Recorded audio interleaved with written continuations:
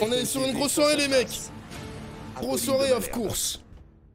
Il est 8h32 sur RMC et BFM TV. Bonjour Marion. Ça va être dur, mais on va écouter. Vous êtes vice-présidente de Reconquête, le parti d'Éric Zemmour. Vous êtes tête de liste désormais aux élections européennes. On va revenir évidemment sur cette bataille qui s'engage, puisque vous avez décidé de vous lancer dans cette campagne des élections européennes. On commence quand même par ces images. Ah là c'est mieux là. Ah, elle va parler de Lampedusa. Ces images qui nous arrivent de Lampedusa. Voilà. Lampedusa, c'est cette petite île au sud de l'Italie, au sud de l'Europe, donc, qui est en état d'urgence depuis hier soir pour avoir vu débarquer 6000 migrants en 24 heures. La plupart d'entre eux viennent de Libye où la situation est évidemment terrible. Il y a 6000, les gars, vous vous rendez compte qu'il y a 6000 habitants à l'île de Lampedusa et il y a 6000 migrants actuellement. Oh putain, c'est chaud. Depuis le passage de cette tornade. Qu'est-ce que vous feriez, vous ? Alors déjà, il faut que les gens qui regardent ces images mesurent que ce n'est que le début. Je veux dire, nous ne sommes même pas aux prémices de ce que nous allons vivre. Donc c'est dire l'immense défi civilisationnel qui nous attend à travers cette submersion migratoire. Parce que je pense que quand on a 6000 migrants qui arrivent en 24 heures sur une île de 6000 habitants, on peut parler de submersion et les Italiens d'ailleurs ont un terrible sentiment d'abandon. Première chose d'ailleurs, puisque vous parlez à l'instant des élections européennes, ça nous rappelle l'immense enjeu qui est celui de ces élections européennes, à savoir changer non seulement de majorité, ce qui sera possible, et changer la présidence de la Commission. Je rappelle que Mme von der Leyen, qui a été élue notamment par le groupe auquel appartient les Républicains, est une femme qui a évincé l'ancien président de Frontex, Fabrice Leggeri, parce que cet homme voulait faire de Frontex une agence de protection de nos frontières. Alors elle voit Frontex comme une agence humanitaire qui est là d'abord pour aller chercher les bateaux de migrants et les ramener sur nos côtes. Donc oui, mais enfin, entre-temps, ils sont là, ces bateaux. Oui, mais pardon, mais ils sont là, mais parce qu'il y a aussi ce genre de signal qui est envoyé. Ils sont là parce qu'il y a aussi des signaux tels que celui que nous avons vu hier avec la tribune de pour la vous, gauche. Ils sont là à cause de ces signaux. Ils sont pas là parce ils sont aussi là à cause des signaux. Ils n'ont plus rien à perdre. Pardon, madame, mais quand on regarde aujourd'hui le modèle qu'il y a en Australie, qui a envoyé des signaux extrêmement fermes de fermeture justement de leurs frontières et de refus d'accueil, il n'y a plus aujourd'hui de bateaux qui tentent de la traverser pour aller en Australie. Donc géographiquement, bien que vous reconnaîtrez que c'est pas... Bon, après, c'est plus facile d'aller en Europe qu'en Australie. Hein. Excusez-moi, les gars. Putain, les gars, j'ai vu une vidéo, c'était une dinguerie quand même. Il y a une ONG, donc des personnes qui sont bénévoles et qui veulent aider les migrants, etc., à avoir une meilleure situation.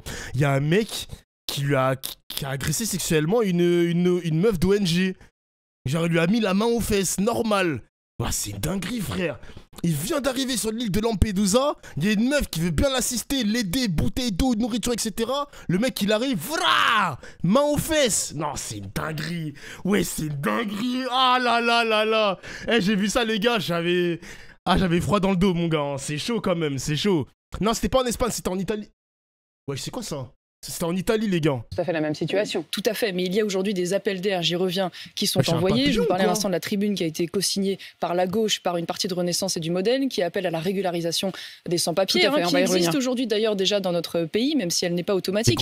Mais quand vous cumulez, s'il vous plaît, si vous voulez, à la fois ce message de récompense possible quand vous violez les frontières françaises, l'accès particulièrement généreux aux aides sociales, l'accès à la nationalité également, qui est aujourd'hui en France extrêmement facile, notamment par l'existence du droit du sol. Bien évidemment, vous incitez à cette immigration et donc vous alimentez le souhait et l'envie de ces populations de se rendre en Europe. Je vais revenir sur ma question sur le rêve d'un Eldorado qui n'existe pas, malheureusement, ou plus en tout cas. Ça m'a frappé lorsque je vous ai posé cette première question sur les images que l'on voit et que je décris pour ceux qui nous écoutent sur RMC, de ces toutes petites embarcations, ces tout petits bateaux avec effectivement sur chacun plusieurs dizaines de migrants qui affluent. Vous m'avez tout de suite répondu, c'est un enjeu civilisationnel. Oui. Je voudrais qu'on s'arrête sur ce mot civilisation. Vous êtes chrétienne, vous le dites, vous le revendiquez, vous parlez d'ailleurs des racines chrétiennes de la France. Le pape François arrive en France dans quelques jours et lui, il estime qu'il s'agit précisément d'un naufrage de notre civilisation, il utilise le même mot que vous, naufrage de notre civilisation que de garder cette politique migratoire européenne qui repousse l'étranger. Oui, moi je suis en désaccord avec le pape François. Je trouve que le pape François n'a pas à faire de la politique et qu'il en fait trop. Vous savez, le pape n'est infaillible que sur le dogme. On ne va pas faire de la théologie. Mais donc, en l'occurrence, il a son prisme aussi de pape sud-américain qui ne connaît pas finalement aujourd'hui le type d'immigration que nous connaissons et qui manifestement ne mesure pas ce à quoi nous sommes confrontés. Je crois qu'il n'est pas charitable aujourd'hui de promettre à ces populations un accueil que nous ne sommes plus en mesure de leur donner, un travail que nous ne sommes plus en mesure de leur donner et surtout au prix de la cohésion et de la sécurité et du calme de nos propres sociétés. Parce que, Oui, mais pardon, enfin, il ne aujourd'hui... choisit pas. Non, Mais moi, ce qui me fume, les gars, c'est que là, on est d'accord, en ce moment, en Italie, c'est l'extrême droite qui est au pouvoir. La meuf d'extrême droite, elle avait dit, ouais, pas de migrants, on va faire en sorte de fermer les frontières italiennes, etc., etc. Là, j'ai l'impression que les électeurs qui ont voté Meloni, Giorgia Meloni, ils se sentent trahis, là. Là, j'ai l'impression qu'ils se sentent trahis, les mecs, hein. Ils doivent péter leur crâne, hein. Oh, putain. Ah là là, vous avez mis une extrémiste au pouvoir et elle vous a menti. Elle vous a trahi. Ils vont les renvoyer, t'inquiète pas. Moi, j'ai vu, les gars, sur les 6000 migrants qui ont débarqué à l'île de Lampedusa, il y a une capacité d'accueil des migrants de 400 personnes. 400 personnes, les mecs. Et ils sont 6000. What the fuck? Moi, ça me fait peur, hein. Les gars, j'ai vu des vidéos. J'ai vu des vidéos où... alors, je ne dis pas, évidemment, je suis pas dans le discours extrémiste qui dit que, ouais, tous les migrants sont des enculés, ils méritent qu'ils retournent dans leur pays. Mais, wesh, entre le mec qui met la main aux fesses de la meuf de l'ONG, la bénévole, j'ai vu une vidéo où il y a un mec qui fait caca dans la rue. Il baisse son froc, il lâche une crotte par terre. Je peux pas vous montrer les images, les mecs. Je peux pas vous montrer les images parce que... parce que voilà, on est sur Twitch quand même. Il a baissé son froc, il a fait caca par terre. Ah, t'as vu, Braxo? Moi, Moi, les gars... Moi, je le répète tous les jours en stream. Il y en a qui veulent les régulariser. Genre, on les régularise tous. Les 6000 personnes, ils ont tous les papiers européens. Il y en a qui ne veulent pas. Il y en a qui veulent garder une partie. Il y en a qui veulent une vraie frontière de l'Union européenne. Moi, je suis pour ça. Je suis pour une vraie frontière de l'Union européenne, une vraie maîtrise et éviter ces passages risqués où les migrants, ils risquent la mort, tout simplement. Ils risquent la mort. Donc, revoir la stratégie de l'Union européenne qui donne de l'argent à l'Afrique pour justement éviter ces passages, tout simplement. C'est compliqué tout ça, les mecs. C'est compliqué. Tu veux build un mur? Non, pas build un mur, mais juste repenser la politique migratoire de l'Union européenne. Juste la repenser. Pas la réformer, mais la repenser sous différents angles. Avec peut-être une nouvelle manière de penser, une nouvelle philosophie, une nouvelle manière d'accueillir aussi les migrants. Parce que, évidemment, quand tu les accueilles en France, on sait très bien comment ça se termine. Porte de la Chapelle, Strasbourg-Saint-Denis, Calais, parce qu'ils vont tenter d'aller en Angleterre. Enfin, c'est compliqué, hein, En France, on n'est pas bien pour l'accueil des migrants aussi. Hein. On est très mauvais sur ça, les mecs. Hein. On est très mauvais sur ça. Hein. Ah oui. Entre les êtres humains, c'est-à-dire qu'au fond, il a été à Lampedusa, le pape. Il a choisi cet endroit pour aller dire la messe il y a quelques années. Je suis une responsable politique française, et donc ce qui m'importe d'abord, c'est le bien-être, les intérêts et la cohésion de mon peuple et de mon pays. Moi, ce que je vois aujourd'hui, c'est les conséquences de cette immigration incontrôlée sur notre pays, à la fois en matière de sécurité, j'espère bien sûr qu'on y viendra, en matière économique et en matière culturelle. Vous me parlez à l'instant des racines chrétiennes, on n'a pas besoin d'être catholique dans ce pays pour admettre quand même que notre pays a des racines chrétienne. Il est évident qu'aujourd'hui, l'immense bascule culturelle que nous sommes en train de vivre peut changer définitivement le visage de notre pays. Si demain, pardonnez-moi, mais l'islam devient majoritaire et que, de fait, comme dans l'ensemble des pays où l'islam est majoritaire, la charia s'applique à des niveaux différents, bien, nous ne serons plus le visage de la France que nous connaissons aujourd'hui, celui de la liberté. Elle est convaincue que si l'islam est majoritaire, il y aura forcément la charia, vraiment là. De la femme, celui de la liberté d'expression, d'opinion, de la liberté même de conscience. Et donc moi, je ne veux pas, j'ai 2 petites filles, je ne veux pas voir cette bascule à l'œuvre. Et en voyant aujourd'hui ces bateaux arriver, il faut comprendre que c'est ça qui se joue. Et donc c'est ça aussi qui va se jouer au niveau européen, j'insiste. Les gars, j'en ai parlé à mes potes. Je pense que mes potes, ils n'avaient pas forcément les meilleurs arguments. Je les dénigre pas, hein. On a chacun nos arguments, etc. pour s'exprimer. Mais les mecs, pourquoi? Vous avez tous vu les images de Lampedusa ou pas, les mecs? Vous avez tous vu ou vous avez besoin de les voir? On a tous vu les mêmes images, on est d'accord. Les mecs, pourquoi il n'y a que des hommes? Pourquoi il n'y a que des mecs? Pourquoi il n'y a pas des meufs? Je comprends pas, j'ai pas vu une femme, les mecs. J'ai pas vu une femme. Pourquoi il n'y a que des hommes? Vous voulez que je vous montre? Moi, ça m'interpelle de ouf, les mecs. Hein. Je vous jure que ça m'interpelle. Lampedusa. Actualité. Je vais vous montrer. Images. Genre là, par exemple, sur les images qu'il y a ici, il n'y a que des hommes, frère. Qu'est-ce qui se passe? Parce qu'ils pourront travailler et envoyer de l'argent à leur famille. Mais les gars, moi justement, c'est ça que j'aimerais connaître le profil de ces personnes. Parce que En fait, je sais pas si c'est des hommes célibataires sans famille, donc des personnes isolées, ou même des mineurs isolés. Parce que pour le coup, ne pas avoir de femme, moi je pense que ça m'interpelle. Moi ça m'interpelle personnellement les mecs, hein, ça m'interpelle. Donc moi j'ai l'impression que c'est des hommes célibataires qui font la traversée, et j'ai l'impression que les femmes qui sont là-bas dans le pays sont laissées pour compte. J'ai l'impression qu'ils sont laissés pour compte. Je fais pas de procès d'intention, mais moi ça m'interpelle, je suis désolé, ça m'interpelle de ne pas avoir d'enfants ou de femmes. C'est bon, c'est mon avis, je sais pas.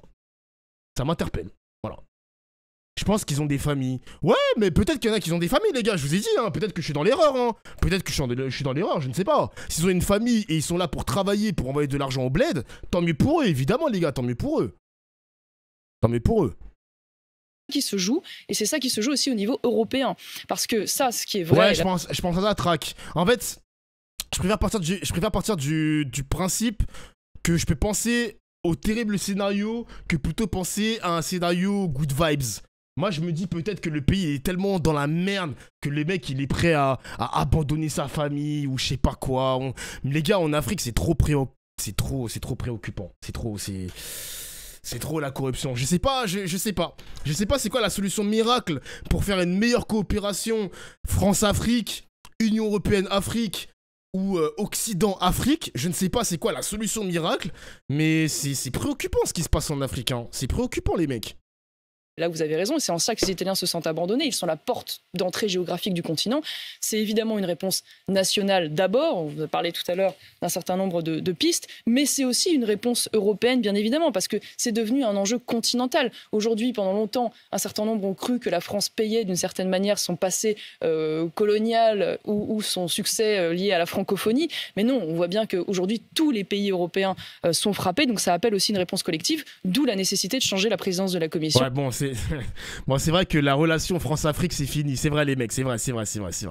Et de faire enfin, notamment de Frontex, une véritable agence de défense de nos frontières. On l'a bien compris, et d'ailleurs, c'est votre slogan. Le slogan de votre campagne, c'est « Protéger notre civilisation ». Je vous repose la question. Avez-vous, avec le pape, une autre acception du mot? C'est-à-dire que pour vous ne parlez pas de la même chose quand vous dites le mot civilisation. Je veux bien. Pour vous, civilisation, c'est quoi? Je veux bien qu'on parle du pape pendant un quart d'heure, mais je ne suis pas là pour faire un débat avec le pape. Je vous ai dit que j'étais en désaccord. C'est pas un débat sur le pape, c'est un débat sur le mot civilisation que vous avez donné dès la première minute de votre réponse. Il y a une civilisation européenne, comme il y a une civilisation africaine, chinoise, indienne. Je considère que cette civilisation européenne a sa spécificité, sa singularité, sa beauté, qu'elle a le droit dans le concert de l'humanité d'exister et de continuer d'exister, et qu'elle sera condamnée à la disparition si, en effet, pardonnez-moi ce terme abrupt, mais le continent africain se déverse pour des raisons démographiques et économiques sur le continent européen. Et donc, en cela, je considère que le pape n'a pas à se mêler de politique. Les gars, à chaque fois que j'écoute ça, je pense à Sarkozy. Vous avez écouté le discours de Sarkozy quand il avait dit... En plus, ça avait fait polémique à l'époque. Sarkozy, il avait dit l'Afrique n'est pas encore rentrée dans l'histoire. Et il a dit ça en parlant de l'Afrique récente. Il avait dit l'Afrique n'est pas encore rentrée dans l'histoire. Eh ben voilà. Là, peut-être que là, Sarkozy, il pourra réfléchir à 2 fois là. Vous savez, il commence déjà par remplir les églises françaises qui sont bien vides, face au contraire à un islam de plus en plus concurrent, et de plus en plus... Il s'apprête à remplir le stade Vélodrome et de plus en plus fondamentaliste.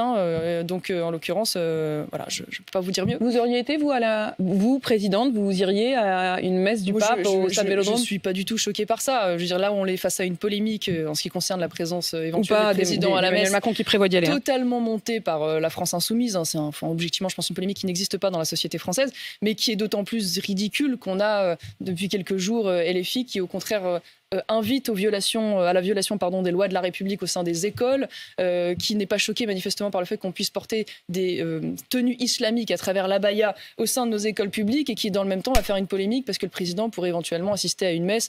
Bon, honnêtement, je trouve que c'est pas à la hauteur du niveau du débat. Attends, quoi, la LFI est contre l'arrivée de Macron, enfin sa participation dans la messe chrétienne? La LFI, ils sont contre.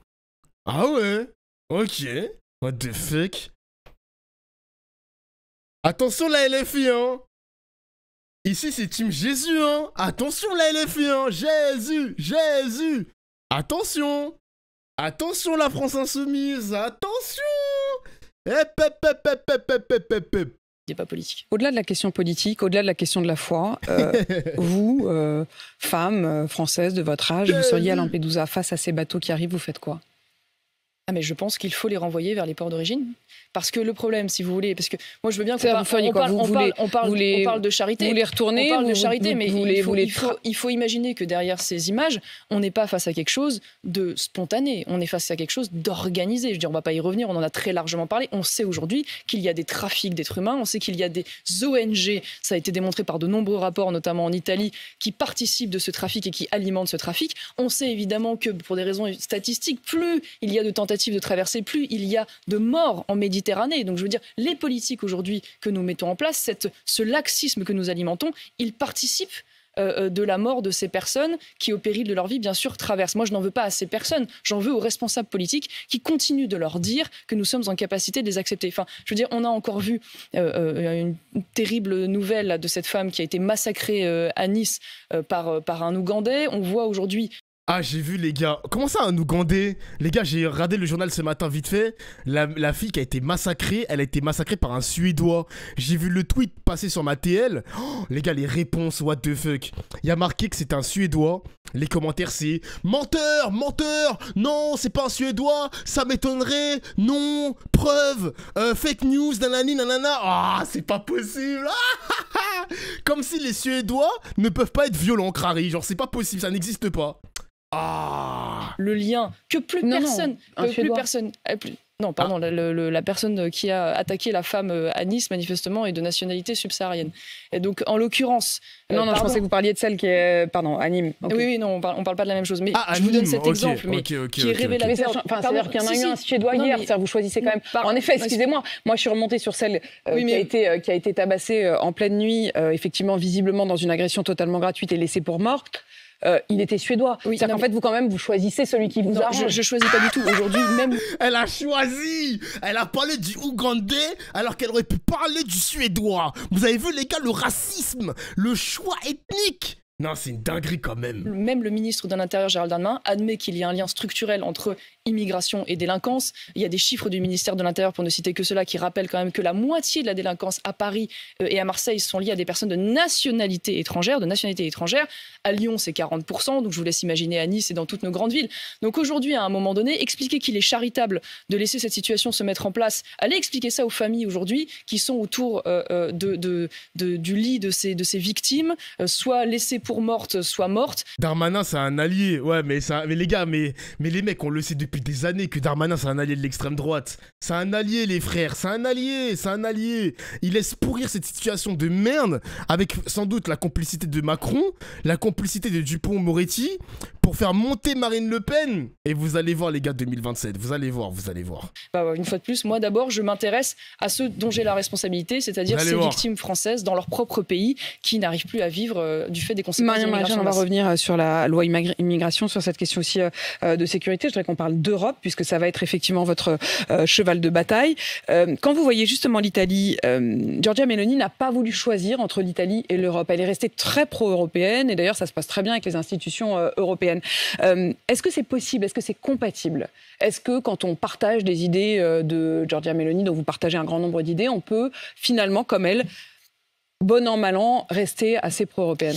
Alors déjà, la situation italienne n'est pas tout à fait la situation française, comme vous le savez, et c'est en cela d'ailleurs que le sujet notamment de la dette et de la situation économique est un sujet majeur de souveraineté et de liberté, parce qu'aujourd'hui, l'Italie est tributaire d'un certain nombre de plans de relance européens qui, d'une certaine manière... Ce que vous voulez dire, c'est qu'elle n'a pas le choix d'être européenne, elle a besoin des Européens comme de ses banquiers. Il y a une partie subie, c'est-à-dire qu'on parle de l'immigration. Moi, j'ai vu Giorgia Meloni, je la suis depuis longtemps, je sais que c'est une femme qui a les idées très claires sur aujourd'hui le risque que représente l'immigration, notamment clandestine, qui a voulu prendre un certain nombre de mesures très fortes, qui s'est vue empêcher, soit parce qu'en effet la Commission a tapé du poing sur la table, soit parce que la Cour européenne des droits de l'homme l'a rappelé à l'ordre, soit parce que même les cours nationales, par des jurisprudences complètement scandaleuses, ont empêché aujourd'hui qu'on puisse condamner les ONG qui étaient à l'origine de l'arrivée de ces migrants. Et donc la conséquence, c'est qu'elle s'est dit, bon, je change de stratégie, je monte au niveau européen et je tente de trouver un consensus au niveau européen. Et pour cela, en effet, elle travaille avec la Commission. Moi, ce que j'ai envie de dire à l'occasion de ces élections européennes, c'est que comme nous avons l'opportunité historique de pouvoir faire basculer le centre de gravité vers la droite, tous les sondages le montrent, l'objectif, c'est quoi? C'est de permettre à des gens, justement comme Madame Meloni, de pouvoir appliquer en lien avec l'Union européenne les politiques qu'ils ont envie de mettre en œuvre, et non plus d'avoir au sein de l'Union européenne une politique contraire qui veut justement désarmer tous ces pays face à ce phénomène. Jordan Bardella sera à la tête de liste pour le Rassemblement national. Aucun moyen que vous vous réconciliez, que vous fassiez une liste commune? Alors, vous savez, moi, j'ai lancé un appel le dimanche dernier lors de mon discours, aux Républicains notamment. J'ai invité à ce que nous puissions travailler avec des gens comme François-Xavier Bellamy, pour qui j'ai beaucoup d'estime, qui avait, souvenez-vous, expliqué qu'il voterait Éric Zemmour face au deuxième tour des élections présidentielles s'il était face à Emmanuel Macron. Pour Nadine Morano, qui a eu une intervention courageuse sur la répartition des migrants contre d'ailleurs son propre groupe, ou des gens comme Julien Aubert, je l'ai longtemps combattu dans le Vaucluse. Mais tout ça pour vous dire que ça, c'est du côté des Républicains. Non, ça veut dire que vous tournez le dos. Ce sont des gens avec qui vous êtes passé de ce côté-là et non plus du côté du RN. On a pu être concurrents, mais je trouve qu'à un moment donné, la conviction que j'ai et le souhait que j'ai ardemment, c'est que les idées auxquelles je crois puissent gagner. Et je crois qu'aucun parti ne peut gagner seul. Voilà. Et donc depuis le départ, c'est l'un des fondements de mon engagement. Déjà, quand j'étais au Rassemblement national, je défends cette idée d'alliance des droites. Je pense qu'il faut se réunir autour de la table, être capable de mettre ensemble de complémentarité. La gauche n'arrive pas à s'unir sur une liste commune et la droite, visiblement, c'est la même chose. C'est compliqué quand même la politique. Républicains, avec également le Rassemblement national, nous l'avons proposé. Ça vous demande plus d'efforts? Non, pas du tout, parce que je veux que les choses soient claires et que ça concerne tout le monde. Au moment des législatives, nous avions proposé cette coalition face à la coalition de l'extrême gauche. Le Rassemblement national avait refusé comme les LR. Aujourd'hui, j'ai cru percevoir une évolution de Jordan Bardella il y a quelques jours, et donc j'ai immédiatement répondu. Très bien, discutons-en, mettons-nous autour de la table avec les Républicains, prenons rendez-vous et voyons comment cette coalition peut prendre forme. Voilà, jusqu'ici, je n'ai pas eu de réponse claire, mais j'espère que... Il vous a pas rappelé ou vous n'avez pas échangé de messages? Pas à l'heure où on parle, mais je veux dire... Mais vous pourriez rejoindre sa liste, vous pourriez prendre place dans la liste. Je veux dire, aujourd'hui, il ne s'agit pas de savoir Jordan Bardella qui va être où dans la liste. Il s'agit déjà d'une question de principe. Est-ce qu'on est prêt ou pas à travailler avec d'autres? Est-ce qu'ils sont prêts ou pas à travailler avec d'autres partis, ce qu'ils n'ont jamais fait jusqu'alors, à se mettre autour de la table et à réfléchir à un accord sur un projet européen sur l'essentiel. Et s'il n'y a pas d'accord avant les élections, est-ce que vous vous dites nous pourrions siéger dans le même groupe je continuerai de défendre cette idée. Que les choses soient quand même dites. Il ne faut pas se tromper d'enjeu, il ne faut pas se tromper d'élection. J'entends aujourd'hui dire un certain nombre de responsables du Rassemblement national, oui, les autres ne servent à rien, les autres sont des candidatures de témoignage, ils vont diviser, nous on doit arriver premier. Très bien, mais en 2014, le Rassemblement national arrive premier, ça n'empêche pas Emmanuel Macron d'être élu. En 2019, ils arrivent premier, ça n'empêche pas Emmanuel Macron d'être réélu. Donc il ne faut pas se tromper, si vous voulez. Là, l'objectif, c'est pas d'être premier. L'objectif, c'est d'envoyer un maximum de députés pour alimenter cette recomposition de la droite au Parlement européen. On est un scrutin à un tour proportionnel. Les votes se cumulent, ils ne s'annulent pas. Il n'y a pas de deuxième tour. Attention de ne pas se tromper d'élection. Est-ce que quand vous voyez les chiffres, vous l'avez peut-être vu sur notre antenne depuis ce matin, ce sondage Elab qui montre une Marine Le Pen plus forte que jamais. Les Français estiment, je cite, qu'elle est capable de rassembler les Français, qu'elle a les qualités nécessaires pour être présidente. Ils ont une image où ces quelques défauts qui lui étaient attribués sont en baisse. Ils la trouvent un peu moins autoritaire, un peu moins arrogante, un peu moins inquiétante. Et à l'inverse, plus courageuse, plus dynamique. Bref, tout est au vert. Est-ce que vous dites pas, je suis partie au mauvais moment? Je reconnais volontiers de grandes qualités personnelles et politiques à Marine Le Pen, mais je maintiens quand même que, qualité ou pas, personne ne peut gagner seul. C'est pas une question de Marine Le Pen ou pas d'ailleurs, c'est nos institutions qui veulent ça. Et la deuxième chose, c'est qu'aujourd'hui à Reconquête... En vrai, 2027, les gars, c'est loin quand même. Peut-être que quelqu'un va trouver une polémique Marine Le Pen et tout, vous inquiétez pas. Merci Detch pour le sub. Nous avons un projet politique différent. Il y a des convergences avec les LR ou avec le RN, il y a des divergences avec les LR ou avec le RN. Aujourd'hui, on a un parti qui, en effet, a pour priorité la défense de notre identité et de notre culture, qui a un projet pour simplifier économiquement de droite. On aura peut-être l'occasion de le développer. C'est peut-être là-dessus que vous êtes d'ailleurs le plus éloigné du parti. Entre autres, mais il y a beaucoup de singularités. On est très engagé, vous le savez, sur les questions d'école, de lutte contre le wokisme, de propagande LGBT. Donc, on a un projet qui est différent, qui a sa singularité. Donc, aujourd'hui, on va défendre ce projet auprès des Français dans cette élection. Mais vous dites pas quand même. J'ai pas eu le sens du timing. Moi, je considère que il n'y a pas d'ennemis à droite. Voilà. Il y a des concurrents, il y a des gens avec qui demain on pourrait être amené à travailler, mais il n'y a pas d'ennemis. Pour moi, l'adversaire, c'est d'abord la gauche, c'est d'abord le centre allié à la gauche. C'est aujourd'hui ceux qui gouvernent, en effet, au Parlement européen. Et c'est en cela, d'ailleurs, que j'essaye, et j'espère que nous aurons l'occasion de révéler finalement ce double jeu des Républicains au niveau européen pour certains des élus, pas tous, pour certains des élus qui participent d'un groupe qui a fait élire Mme von der Leyen. Marion Maréchal, quand vous voyez dans ce sondage, il y a quand même un chiffre qui est assez assez saisissant et qui est en progression. Aujourd'hui, 54% des Français se disent d'accord avec les idées de Marine Le Pen. Quoi ? Mais je pense qu'aujourd'hui, il y a une large majorité des Français qui sont d'accord sur les questions notamment identitaires, parce que c'est quand même un sujet majeur. Et ce qui est révélé dans tous les sondages et confirmé dans tous les sondages, c'est que c'est l'un des rares sujets qui fait même consensus. Donc dans ces conditions, on a du mal à comprendre pourquoi, en effet, le président de la République n'arrive pas à se résoudre. Oui, parce que... oui, mais Kratos, c'est normal. C'est parce qu'en fait, elle est mariée. Elle est mariée et du coup, elle veut plus qu'on l'appelle Marion Maréchal Le Pen. On va dire que c'est une sorte de consigne reçue par les journalistes et du coup, ils disent plus Marion Maréchal Le Pen. C'est juste ça en fait, c'est pas grand-chose quoi. Parce qu'elle est mariée maintenant. À mettre en place un projet de loi qui soit plus restrictif, lui qui, je le rappelle quand même jusqu'alors, est quand même le président record de l'immigration illégale et illégale, alors même que pour une fois, on a la chance d'avoir des Français qui sont d'accord. Mais manifestement, les états-majors politiques ne sont pas en accord avec leur base. Pas de regret donc d'avoir quitté le RN. Mais une fois de plus, je suis là où mes convictions m'ont amené. Marion Maréchal, vous parliez de la question de la régularisation des sans-papiers. Le parti présidentiel est tiraillé sur cette question. Initialement, il souhaitait faire une régularisation des sans-papiers qui travaillent sous certaines conditions dans les métiers dits en tension. Il semble qu'il s'apprête à renoncer à ce volet-là pour obtenir les voix des LR. Concrètement, vous vous dites, ils sont revenus à la raison. Est-ce que vous pensez aussi à tous les patrons de PME dans la restauration C'est vraiment pas cool quand même. Hein. T'as des mecs qui font des métiers en tension, genre la restauration, le bâtiment, etc. Ils travaillent sans papier, donc sans doute avec une... pas forcément dans certains dans l'illégalité, mais certains aussi avec une carte de travail, quoi, temporaire. Et ils vont même pas se faire régulariser. Genre Macron refuse de les régulariser parce que les LR refusent que Macron le fasse. S'ils veulent s'allier avec Macron, il faut que Macron abandonne cette idée. C'est une dinguerie quand même, hein. C'est une dinguerie, hein. L'hôpital aussi, l'hôpital. C'est fou quand même, hein. Le jeu d'alliance entre les Républicains et Macron, c'est... n'importe quoi ça, n'importe quoi. Carte de séjour, ouais, cherchez le mot. Dans le bâtiment qui ne trouve pas, d'employés. Alors là, en l'occurrence, il ne renonce pas par conviction, mais par stratégie politique, comme vous venez de le révéler. Mais ça fait 40 ans qu'on nous explique qu'il y a des métiers en tension, et ça fait 40 ans qu'on fait venir de l'immigration en disant on va justement régler le problème de ces métiers en tension, et ça fait 40 ans que les métiers restent en tension. Donc comment on les règle, ces métiers en tension ? Peut-être changeons de stratégie, peut-être posons-nous la question de savoir si on donne les moyens à ces, notamment agriculteurs ou restaurateurs ou patrons de PME de payer correctement ces métiers en question. Peut-être posons-nous la question aussi du coût des salaires. Posons-nous aussi la question aujourd'hui des dérives de l'assistanat. Quand dans certains cas, le ne pas travailler et cumuler les aides est plus intéressant que d'être un travailleur pauvre au SMIC. Évidemment, tout ça participe d'un pays dans lequel il y a 5 millions de chômeurs et on a en effet des branches aujourd'hui qui n'arrivent pas à recruter. Mais la stratégie, si vous voulez, de dire aujourd'hui faisons venir encore davantage d'immigration montre bien ses limites avec toutes les conséquences qu'il y a. Je rappelle par ailleurs qu'il y a aujourd'hui un taux d'inactivité chez les ressortissants étrangers qui est 2 à 3 fois plus important que chez les Français. Donc en fait, en réalité, au prétexte de faire venir de l'immigration de travail, on alimente encore davantage même le... Oh là là, eh ben lui, je vais le ban, lui, hein. Eh, on a compris, frère, que t'aimes pas la LFI, c'est bon, ferme ta bouche, c'est une dinguerie, wesh. Oh là là. La LFI dérive trop. La LFI, ça dérive trop. LFI en 2027, c'est finito.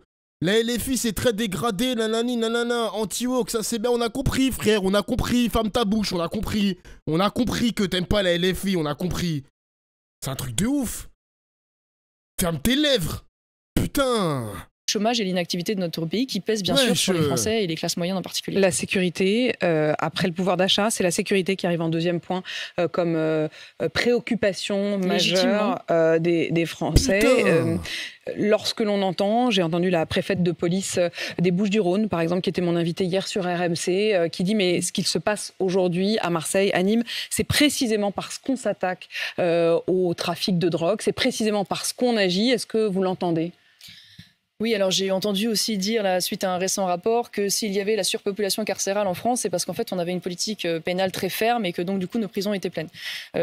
Elles sont ultra pleines. Hein. Elles sont totalement ultra pleines. Mais que les choses soient dites. Il y a trois détenus pour 2 places. Mais ne nous trompons pas sur les causes. C'est-à-dire qu'aujourd'hui, la France est un pays où le taux de criminalité et de délinquance est l'un des plus importants d'Europe, hein, même le plus important dans certaines catégories. Je pense aux homicides. En parallèle de cela, nous avons un taux d'incarcération qui est un peu en dessous de la moyenne européenne. Et nous avons évidemment des places de prison qui, relativement à la population, sont en dessous de la moyenne européenne. Donc, concrètement, ça veut dire quoi? Ça veut dire qu'aujourd'hui, ça n'est pas la politique pénale ferme qui est à l'origine de cette surpopulation. C'est parce que nous avons un parc carcéral dont la taille n'est pas adaptée à la La Belgique rigole. Attends, mais Amara, t'as une stat pour la Belgique? Le taux de criminalité en Belgique est très élevé aussi? Ah ouais? Ah bon? En Belgique? J'ai travaillé en prison de Fly, c'est vrai. Jure, mon gars Zigzo. Jure, on a un surveillant pénitentiaire. Mais non. Gravité de la situation criminelle du pays. Donc le problème, c'est pas le nombre de personnes incarcérées, c'est le nombre de places de prison. Et c'est déjà d'une part de savoir pourquoi nous sommes à un tel taux de criminalité et en effet un nombre de places insuffisant. Si le gouvernement avait tenu sa promesse des 15 000 places de prison d'ici la fin du quinquennat, nous n'en serions déjà pas là. On n'est qu'à 2441 places de mémoire qui ont été construites, donc très loin du compte. Et pardonnez-moi quand même de le rappeler, ça c'est les chiffres aussi du ministère de l'Intérieur, il y a aujourd'hui 25% de personnes dans nos prisons qui sont de nationalité étrangère. C'est 60% dans certaines prisons à Nice.